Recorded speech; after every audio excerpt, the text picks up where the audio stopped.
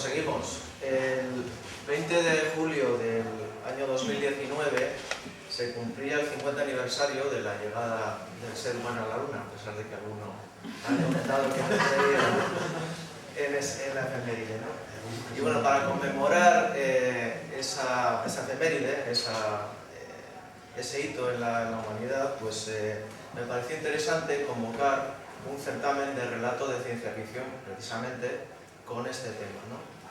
Y bueno, contacté con varias entidades, con varias editoriales y al final llegué a un acuerdo con un premio editorial para financiar el certamen.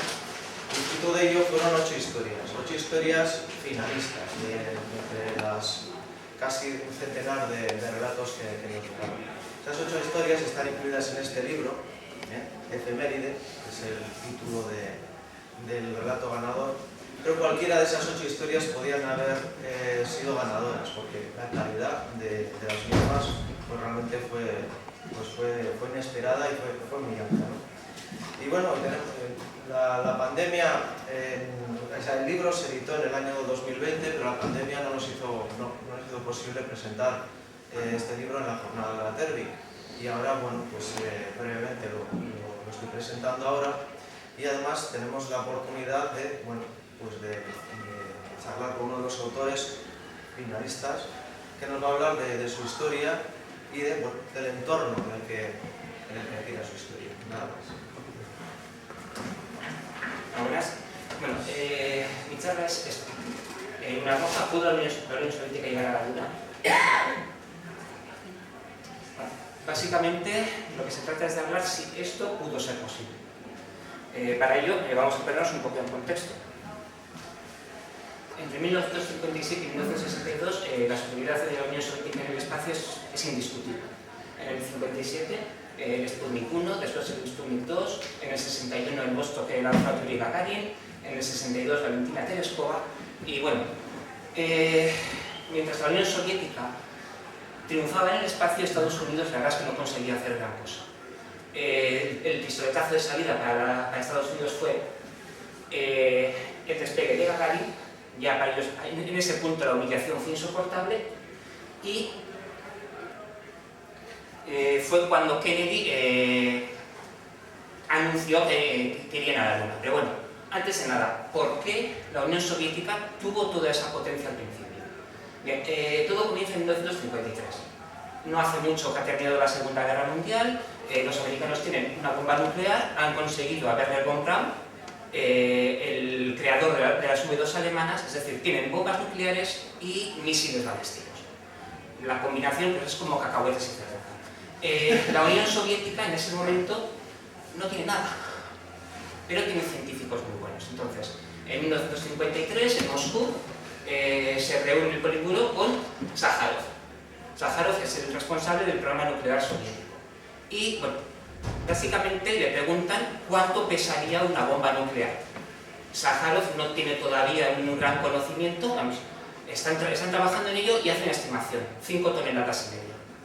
Esas 5 toneladas y media será el dato que se proporcionará a Sergei Korolev.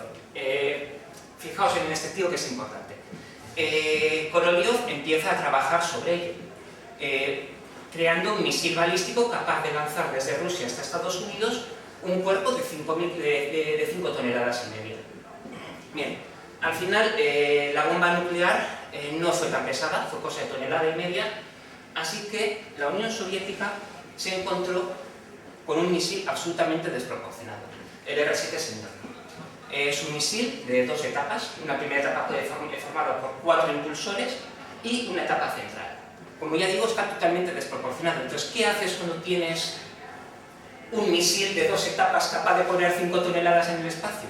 Pues evidentemente le pones una tercera etapa y empiezas a mandar cosas. Bueno, simplemente comentar que la arquitectura del R-7 Semyorka es tan buena que se sigue utilizando todavía hoy en los cohetes Soyuz. De hecho, el cohete Soyuz forma parte de la familia R-7 Semyorka. Bien, como ya he dicho, en mayo del 61, Kennedy anuncia en el Congreso que planean ir a la Luna. He puesto esta foto y este extracto del discurso porque es lo que todo el mundo conoce, un discurso que dio Kennedy en mayo de 1962, después de la humillación de Gagarin, y en este momento es cuando Estados Unidos se pone a trabajar realmente en serio en llegar a la Luna. ¿Cuál es la respuesta de la Unión Soviética? Nada. En realidad, esta diapositiva serviría para resumir toda la pregunta que planteé al principio. ¿Pudo la Unión Soviética llegar a la Luna? No. No.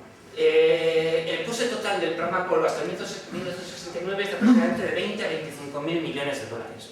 Es muy difícil cuantificar cuánto fue el programa espacial soviético, básicamente porque la Unión Soviética era una economía controlada, no es fácil calcular la equivalencia de rublos a dólares, se mezclan muchas cosas, pero bueno, las mejores estimaciones hablan de unos 7.200 millones de dólares del 65 al 73. Estamos hablando de la tercera parte del presupuesto que Estados Unidos.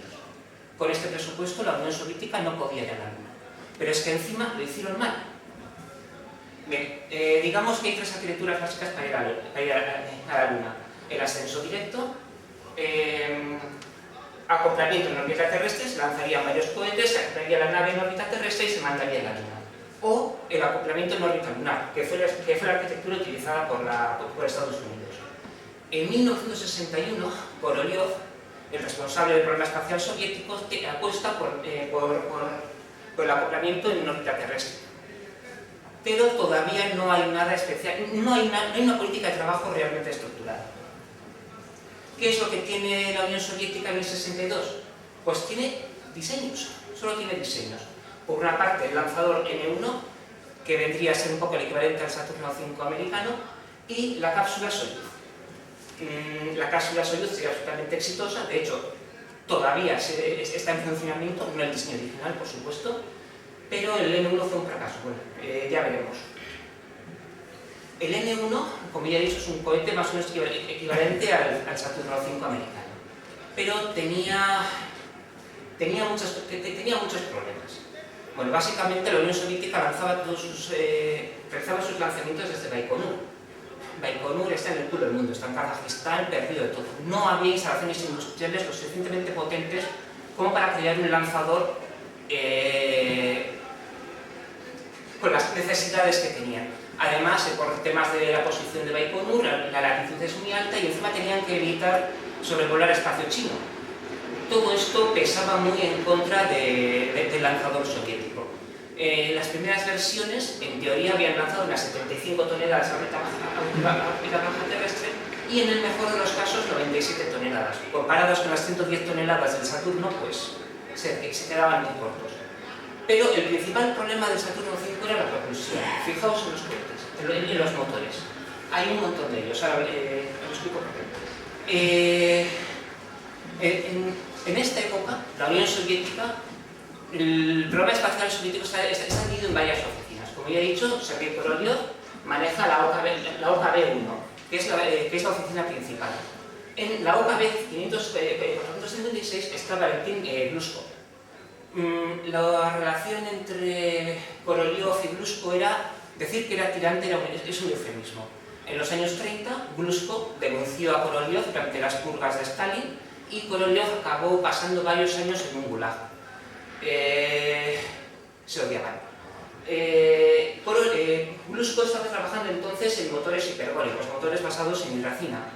La ventaja de estos motores es que el combustible puede ser almacenado durante mucho tiempo.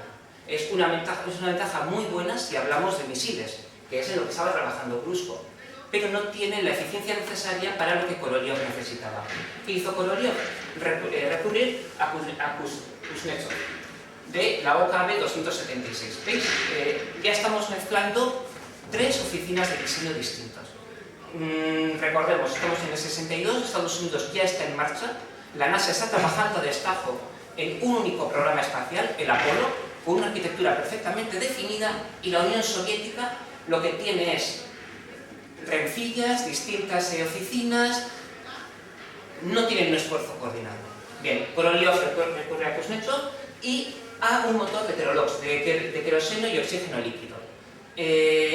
La capacidad, el empuje del NK-15 de Kuznetsov es de unos 1.500 kilonewtons. No es suficiente para levantar un M1. Entonces, ¿qué es lo que hicieron? Motores. Muchos motores, 30 motores. En contraposición, el Saturno V solo tenía 5 motores. Es una arquitectura mucho más sencilla, pero claro, requiere una potencia de motores de la que Korolev carecía. El N1, como ya he dicho, tiene 30 motores y el problema del N1 fue que no consiguieron cómo coordinar esos 30 motores durante los lanzamientos.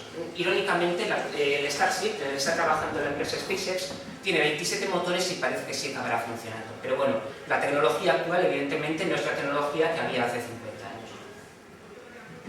Esto es una comparativa entre los programas lunares, tanto americano como soviético. Aquí tenemos a la izquierda el conjunto americano, el módulo de comando y servicio, el módulo lunar y todo el empaquetamiento que la Unión Soviética quería mandar a la Luna. Fijaos en el módulo de alunizaje, a la izquierda el LM americano, a la derecha el LK-1 soviético. Observéis que es muchísimo más pequeño. ¿Por qué? Porque, como ya he dicho, los americanos podían levantar 120 toneladas a la órbita baja terrestre, mientras que los soviéticos, en el mejor de los casos, estamos hablando de 97 toneladas. Vale, tienes poco presupuesto, no tienes un esfuerzo coordinado, tienes varias oficinas trabajando a la vez. ¿Cuál es la solución? Evidentemente, meter otra oficina. Y aquí entra el Vladimir Chelomey, de la OKB 52. Chelomey era un protegido de Brezhnev y consigue meter su programa. Un programa, basado en el cohete UR-700, que no llegó a existir, una nave lunar, la LK-700, que pretendía emplear una arquitectura de ascenso directo, desde la Tierra hasta la Luna. Irónicamente, Chelomey se basaba en el motor hiperbólico RD-270 de Brus. Vale, en julio de 1963, Korolev, como ya he dicho, cambia su arquitectura preferida, su modelo de programa espacial. Pasa de la arquitectura de acoplamiento en órbita terrestre a la arquitectura americana de acoplamiento en órbita lunar. Fijaos bien, estamos en el 63. La Unión Soviética tiene 4 oficinas trabajando en el programa lunar, con la tercera parte del presupuesto de los americanos. De las 3 arquitecturas posibles que he mencionado al principio, el ascenso directo, acoplamiento en órbita terrestre y acoplamiento en órbita lunar, la Unión Soviética ya ha aprobado todas. Korolev empezó con el acoplamiento en órbita terrestre, pasa a acoplamiento en órbita lunar y mientras tanto, ahora mismo está trabajando en paralelo Chelomey con una arquitectura de ascenso directo. No solamente tenían la tercera parte de recursos de los americanos, sino que no habían conseguido centrarlos en un programa unificado. Bien, en el 64 se consiguen unificar los programas. Solamente habrá 2. El programa N1-N3, basado en el lanzador N1 de Sergei Korolev, que es el programa lunar real, el programa lunar basado, cuyo objetivo era posar a un cosmonauta soviético en la Luna, y en paralelo el programa lunar de Chelomey, que abandona ya por fin la idea de posar un hombre en la Luna y únicamente pretende circunorbitar la Luna. ¿Por qué? Bien, estamos en el 64, ya la Unión Soviética le ha visto las orejas al lobo, los americanos van como un tiro.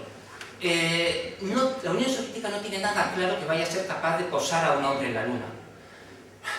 La idea de tener un plan B, el plan de Chelomey, de dar la vuelta a la Luna y de que los primeros ojos humanos que vean la cara oculta de la Luna sean ojos soviéticos, pues puede parecer una buena idea. Pero, insisto, no es una buena idea cuando tienes 2 programas de tercera parte del presupuesto.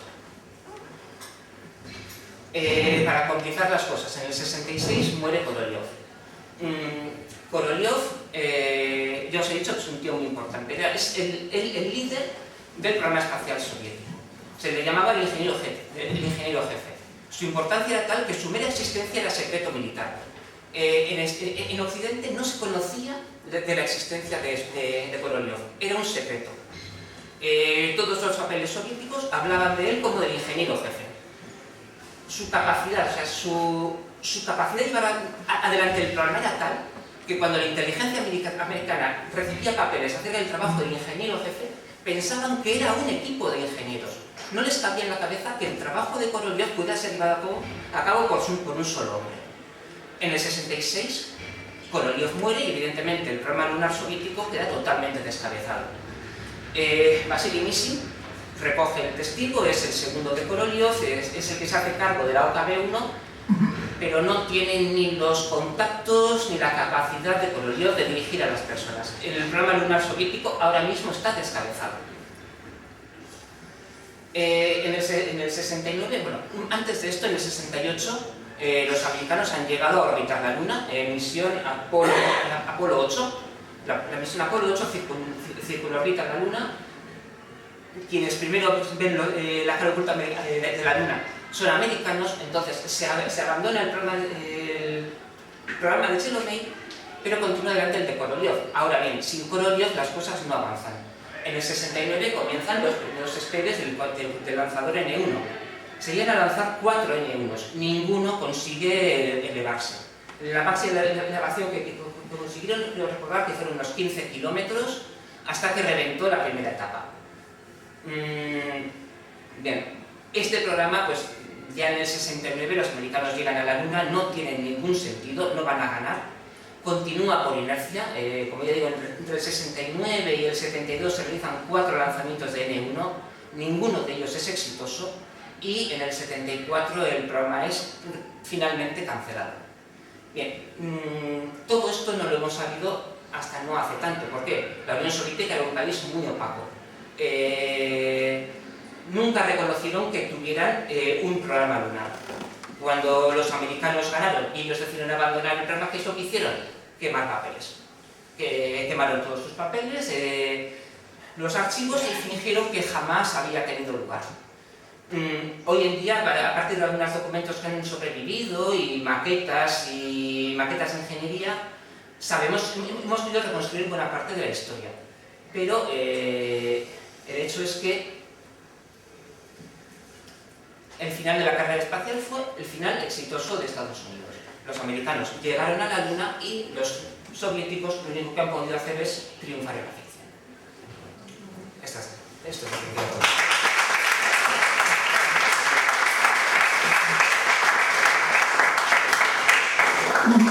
No sé si alguien tiene alguna pregunta. Coméntanos algo sobre tu relato. Bueno, mi relato es una ucronía, se basa en una idea. En el 44 la Unión Soviética consigue capturar a Wernher von Braun, con lo cual quien dirigiría el programa lunar americano en la realidad no llegaría a América. En el 67